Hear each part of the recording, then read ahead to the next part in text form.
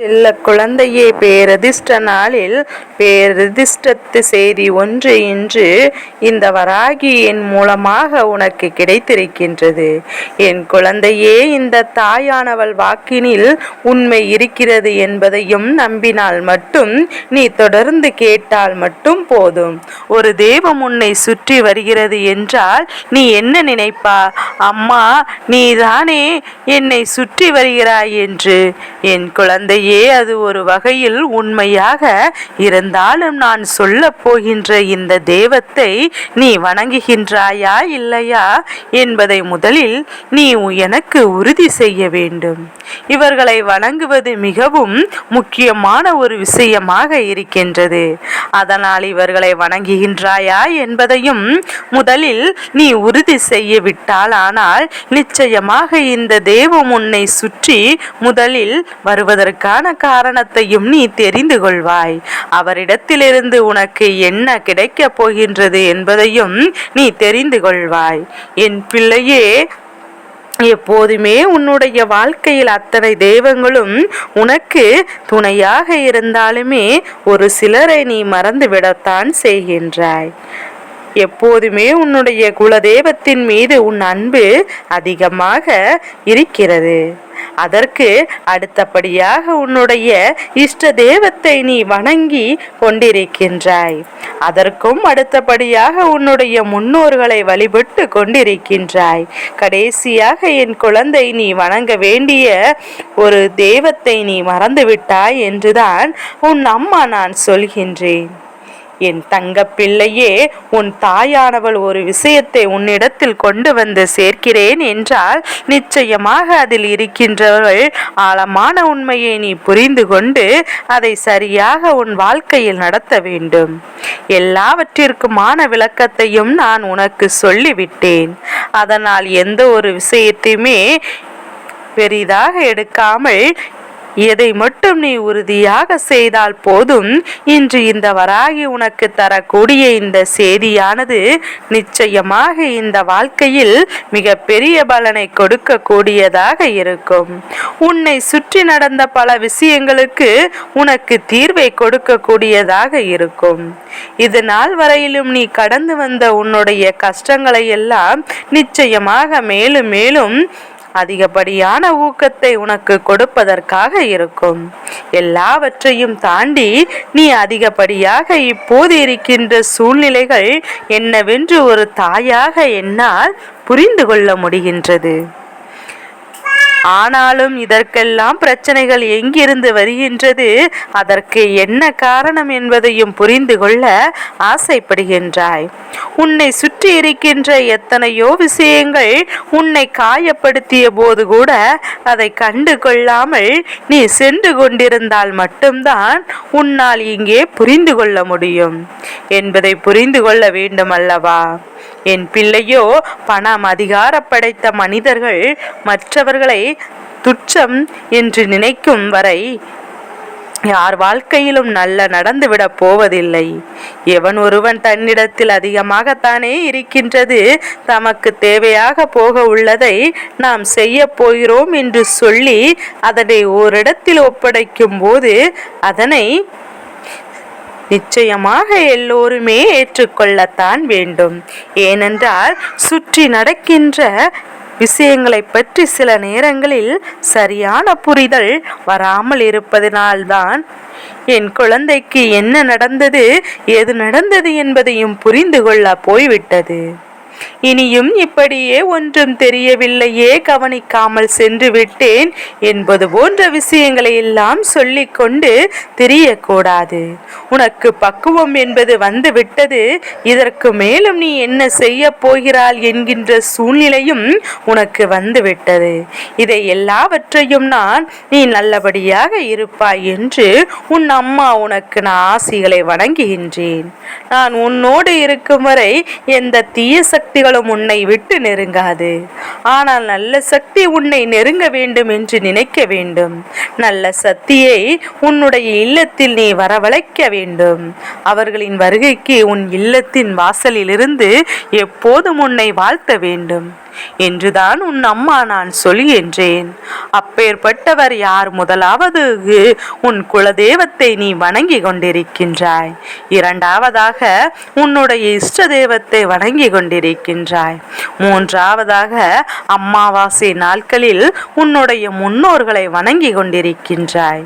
நான்காவதாக நீ வணங்க வேண்டியது என் குழந்தையே உன்னுடைய இல்லத்தில் இருக்கின்ற கன்னி பெண் தெய்வம். மற்றதையெல்லாம் சரியாக செய்து கொண்டிருக்கின்றன. நீ இவர்களை மட்டும் கண்டு கொள்ளாமல் விட்டதற்கு காரணம் கொண்டு இவர்கள் எல்லாம் நாம் நேர்மறையாக செய்ய வேண்டும் என்று நினைக்கும் போது அது அப்படியே தனக்கு எதிர்மறையாக விளைந்து விடுகின்றது. இப்படிதான் இந்த வாழ்க்கையானது உனக்கு அத்தனையும் கொடுத்து கொண்டிருக்கின்றது. அப்படி இருக்கும்போது இப்போது நடக்கின்ற இந்த விஷயம், அதாவது உன்னுடைய கன்னி பெண் தெய்வத்தை நீ எதற்காக வணங்க வேண்டும் என்று உன்னுடைய தாயானவள் நான் சொல்கின்றேன். என் பிள்ளையே, எல்லா தெய்வங்களும் தன்னுடைய பிள்ளைக்கு நல்லதை நடத்தி கொடுக்க வேண்டும் என்று எண்ணம் இருக்கும். ஆனால் எப்போதுமே அது சரிபட்டு வந்து விடாது.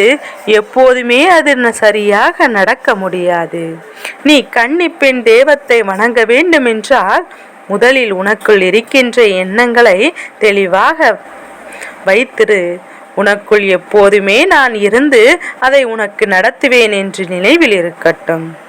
உனக்கு கஷ்டங்கள் வரும்போது, சோதனைகள் வரும்போது என் பிள்ளை உன்னுடைய இல்லத்தில் இருக்கின்ற தெய்வத்தை பார்த்து வணங்குகின்றாய் அல்லவா? உன்னுடைய இல்லத்தில் கன்னி தெய்வத்தை என் பிள்ளை நீ வணங்க வேண்டும்.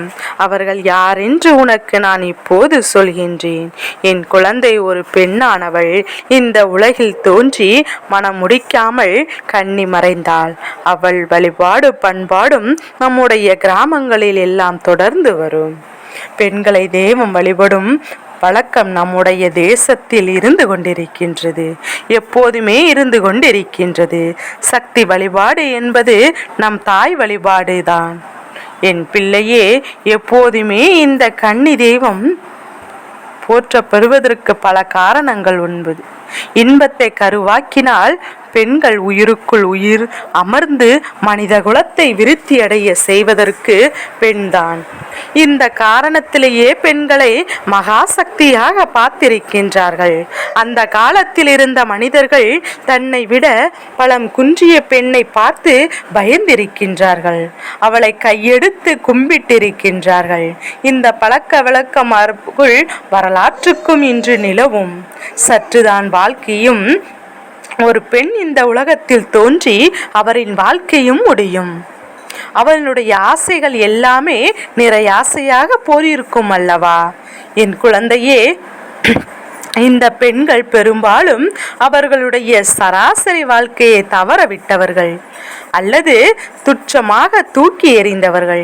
கன்னித்தன்மையை கொடுத்து தாய்மையாக்கி பெற முடியாமல் இருந்தவர்கள். இதனாலேயே சராசரி பெண்கள் தெய்வ நிலைக்கு இவர்கள் உயர்ந்து விடுகின்றார்கள். சுமங்கலிகள் கன்னி தெய்வங்கள் வழிபட்டால் மங்களாய பலம் அதிகரிக்கும்.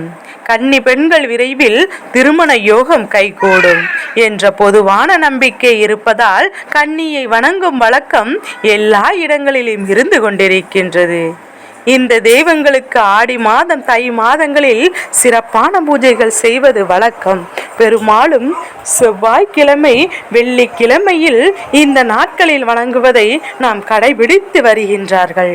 மேற்கண்ட மாதங்களில் வணங்க முடியாததால் தை மாதம் இரண்டாவது நாளில் கன்னிக்கு பூஜை வைத்து வணங்குவார்கள். தங்கள் குலதெய்வத்தின் பங்குனி உதிரத்தில் வழங்கும் போது கூட மாறாக வீட்டில் உள்ள கன்னி தெய்வத்திற்கு வழங்குவது வழக்கமாக இருக்கின்றது. பொதுவாக ஒவ்வொரு திசைகளையும் கன்னி மூலைகளை அக்னி மூலை, வாயு மூலை, ஈசன மூலை என்று பிரித்து கூறுவதுண்டு. அதில் வடகிழக்கு மூலை இறைவனுடைய ஈசன மூலை என்றால், தென்மேற்கு மூலை கன்னி தெய்வத்திற்குரிய கன்னி மூலை என்கின்ற தனி சிறப்பும் பெற்றது. கன்னி வழிபாட்டின் முக்கியத்துவத்தை உனக்கு உணர்த்தும் விதமாக அது இருக்கின்றது என்பதை புரிந்து கொள். பெரும்பாலும் இறை வழிபாட்டிற்கு இணையான வழிபாடாக கன்னி தேவ வழிபாடு போற்றுகின்றது. இங்கு இருக்கின்றவர்கள் நேரிலோ அல்லது விபத்திலோ நோயிலோ மடிந்து விடுகின்றார்கள். குடும்ப ஒற்றுமைக்கு கன்னி தேவ வழிபாடு முக்கியமான பங்கு வகிக்கின்றது. குடும்பத்தில் பலருக்கும் மனஸ்தாபம் இருந்தாலும் கூட கன்னி தெய்வத்தை வணங்கிவிட்டார்கள். ஆனால் அனைவரும் ஒன்று கூடி விடுவார்கள். இது குடும்பத்தில் எழுதப்பட்ட ஒரு சட்டம் என்பதை புரிந்து கொள். ஏதேனும் குடும்பத்தில் ஒற்றுமையாக இருப்பதுதான் கன்னி தெய்வத்திற்கு பிடிக்கும். அனைவரும் குடும்பத்தோடு நின்று வணங்கினால் கன்னி தெய்வ மனம் குளிர்ந்துவிடும். இறந்த பெண் வயதுக்கு ஏற்ப அவர்களுக்கு உடை எடுத்து வைப்பார்கள். சிறுமிகளுக்கு அதற்கேற்ற ஆடைகளும், இளம் பெண்களுக்கு பாவாடை சட்டைகளும் தாவாணிகளும், அதைவிட பெரிய பெண்களுக்கு சேலையும் சட்டைகளும் வணங்கி வைத்து வணங்குவார்கள். அந்தி கருக்களில் கன்னி வணங்க வேண்டு துவங்குவார்கள். மஞ்சள் கிழங்கு சீருடை அல்லது சேலை, கண்ணாடி சீப்பு, வளையல்கள் வைத்து பிச்சுப்பு வைத்து வழங்குவார்கள். மறிக்கொழுந்து படைத்து சாம்பிராணிகள் மனத்தை வீடு முழுவதும் நிரப்பி முற்றத்தில் நீர் தெளித்து கன்னியை வணங்க வேண்டும். இந்த பெட்டி கன்னி பெட்டி என்று பெயர். கன்னி பெட்டியை வைக்கும் போது அந்த குடும்பத்தில் உள்ள பூ படைத்த பெண்களுக்கு அருள் வந்து நிச்சயமாக உச்சரைக்கும். அவர்களை தங்களது குறைகளை முறையிட்டு தீர்மானிக்குமாறு குடும்பத்தை வேண்டுவார்கள்.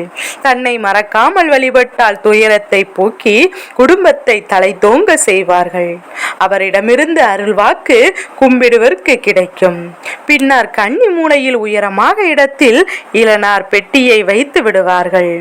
முதலாம் ஆண்டு வைத்து படைத்த கன்னி பெட்டியை மறு ஆண்டுதான் எடுப்பார்கள். கன்னி பெட்டியை அடுத்த நாள் எடுக்கும் போது அதில் கடந்த ஆண்டு வைத்த மஞ்சள் மூளை விட்டு இருந்தால் தெய்வம் துடியாக இருப்பதாக நம்பிக்கை. அதற்குள் வைத்திருக்கும் துணியை குடும்பத்தில் உள்ள ஒரு பெண்ணுக்கு உடுத்த கொடுக்க வேண்டும். அதுவும் குறிப்பாக தனது வீட்டில் மணமகாத பெண்களுக்கு மட்டுமே கொடுக்க வேண்டும். அவர்கள் திருமணம் முடிந்து விட்டால் வேறு வீட்டு பெண். எனவே அவர்களுக்கு கன்னி கும்பிட்ட துணி ஒருபோதும் கிடைக்க கூடாது. வீட்டுக்கு ஒரு மருமகளுக்கு கன்னிக்கு வணங்கிய துணியை கொடுக்கலாம். ஆனால் அவர் அந்த குடும்பத்தின் பெண்ணாகிவிட்டார். அல்லது தனது பொருள் கூட தனது குடும்பத்தில் வசிக்கும் ஒருவருக்கே கிடைக்க வேண்டும் என்று கன்னி தெய்வங்கள் சொல்லி இருக்கின்றது. குடும்ப ஒற்றுமைக்கு இந்த கன்னி வழிபாடு ஒரு சான்று. இன்றைய நவீன யோகத்தில் ஒவ்வொரு குடும்ப உறுப்பினர்களுக்கும் பொருள் நாட தேடி சென்று கொண்டிருக்கின்றார்கள் அல்லவா?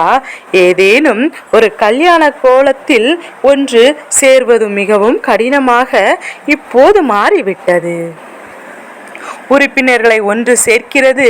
குடும்ப உறுப்பினர்கள் அனைவரும் ஒன்றாக அமர்ந்து நாம் படைக்க தயாராக செய்ய வேண்டும். என் பிள்ளையே, இங்கே பணியாரம், அதிரசம் என இனிப்பு பலகாரங்கள் கன்னிக்கு மிகவும் பிடிக்கும். படையலில் நிச்சயமாக பணியாரமும் அதிரசமும் இருக்க வேண்டும். என் குழந்தையே, பாயாசத்தோடு ஒரே நேரத்தில் அமர்ந்து வைத்திருக்க வேண்டும். அனைவரும் பரிமாறிவிட்டு ஒரு இடத்திலிருந்து அமர்ந்து சாப்பிடுவார்கள். இந்த சம்மந்தி விருந்து கன்னி வழிபாட்டில் மிக முக்கிய பங்கு வகிக்கின்றது. இந்த வழிபாட்டிற்கு வருடத்திற்கு ஒரு முறை குடும்பத்தினரை ஒன்று சேர்த்து விடுகிறார்கள். உலகத்தில் எந்த மூலையில் இருந்தாலும் உறவை தேடி தேடி வருகின்றார்கள். பெரும்பாலுமே எந்த ஒரு பெண்ணுக்கும் எப்போதும் தன்னுடைய பிறந்த வீட்டின் அதிகமாகத்தான் இருக்கும்.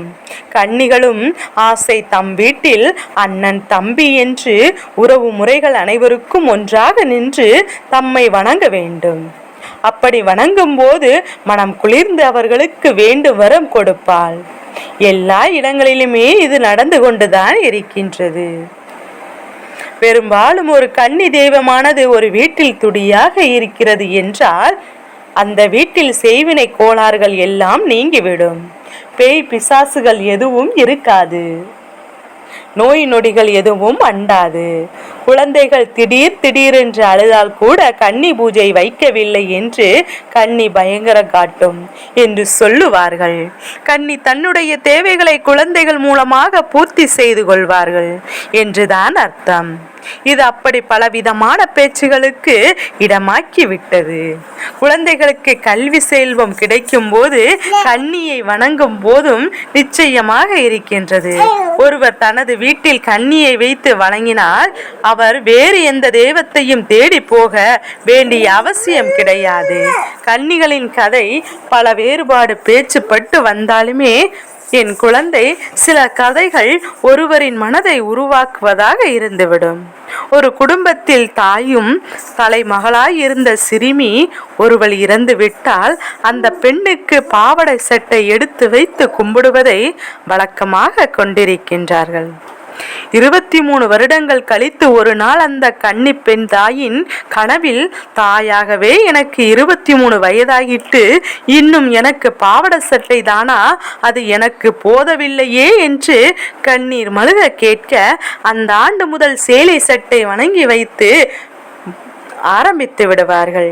கன்னி தெய்வம் குடும்பத்தில் ஒரு உறுப்பினர் மறைந்து வாழும் குழந்தையாகத்தான் வணங்கப்படுகின்றோம். ஒரு வீட்டில் கன்னி தெய்வத்தை வணங்க மறந்து விட்டார்கள். அவ்வீட்டில் பிறந்த குழந்தை தினம் இரவு பயந்து அழுது கொண்டே இருந்தது. ஒரு நாள் வைத்தியர் ஒருவர், உங்கள் கன்னி தெய்வத்தை வணங்குவர்கள் எல்லாம் சரியாகிவிடும் என்று கூற, கன்னியை வணங்கி கன்னி மூலையில் குழந்தையை கிடத்தி எடுத்த பிறகு தானாகவே நின்று விட்டதாம்.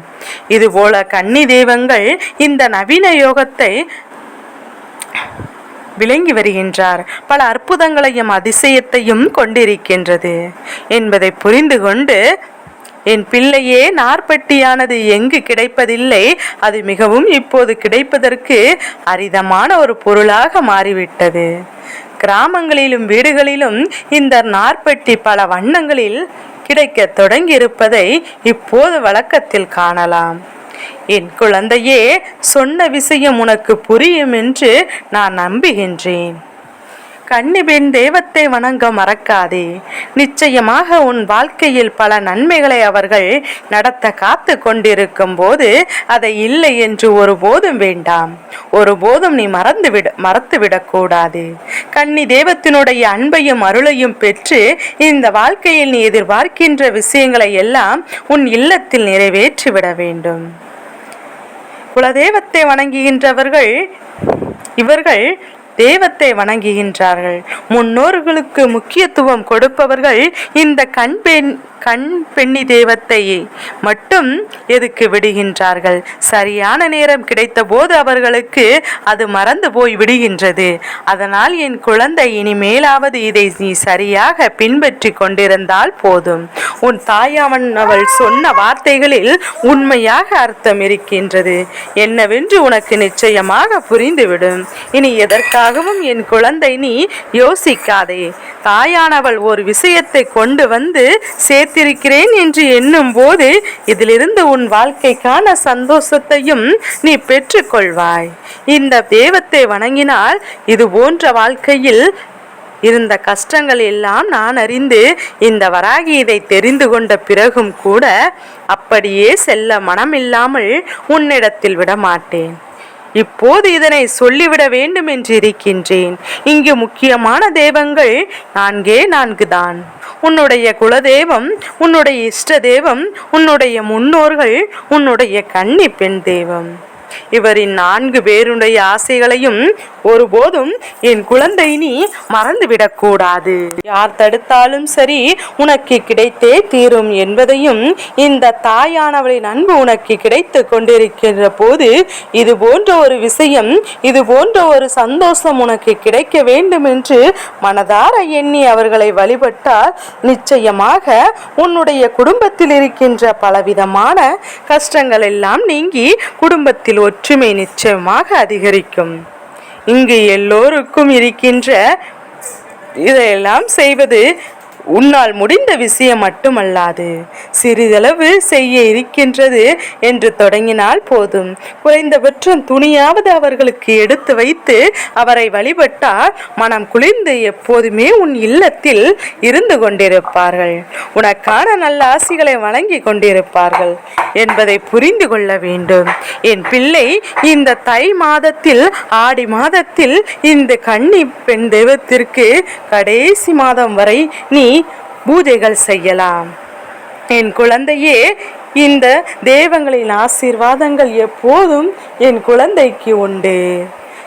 என் செல்ல குழந்தைக்கு இந்த வராகி அம்மாவினுடைய ஆசீர்வாதங்கள் எப்போதும் முழு மனதோடு உண்டு. ஓம் வராகி தாயே போற்றி போற்றி.